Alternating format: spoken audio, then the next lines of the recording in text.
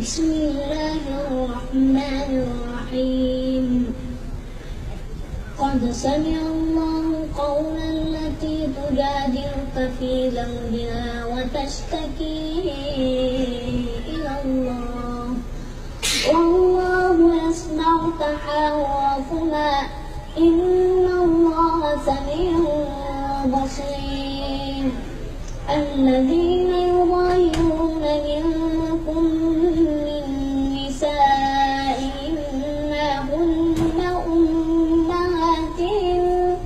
إن أمهاتهم إلا اللائي ولدنهم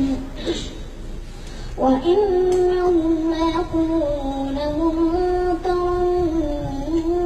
من القول وزورا وإن الله لعفو غفور والذين يظاهرون من نسائهم ثم يعودون لما قالوا فتحرير رقبة من قبل أن يتماسا ذلكم توعظون به والله بما تعملون خبير فمن لم يجد فصيام شهرين متتابعين من قبل أن يتماسا فمن لم يستطع فإطعام 60 مسكينا ذلك لتؤمنوا بالله ورسوله وتلك حدود الله وللكافرين عذاب أليم إن الذين يحادون الله ورسوله كبتوا كما كبت الذين من قبلهم وقد أنزلنا آيات بينات وللكافرين عذاب مهين يوم يبعثهم الله جميعا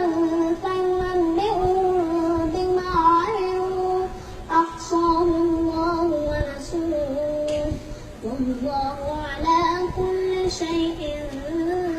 شهيد ألم تر أن الله يعلم ما في السماوات وما في الأرض ما يكون من نجوى ثلاثة إلا هو رابعهم ولا خمسة إلا هو سادسهم ولا أدنى من ذلك ولا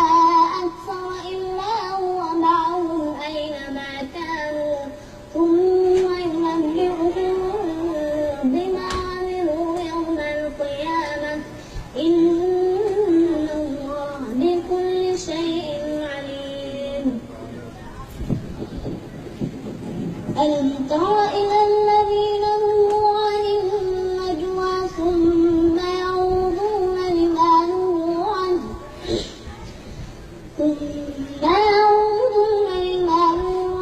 ويتناجون بالإثم والعدوان ومعصية الرسول وإذا جاءوك حيوك بما لم يحيك به الله ويقولون في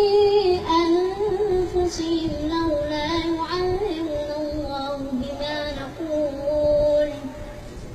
حسبهم جهنم يصلونها فبئس المصير يا أيها الذين آمنوا إذا تناجيتم فلا تتناجوا بالإثم والعدوان ومعصية الرسول وتنادوا بالبر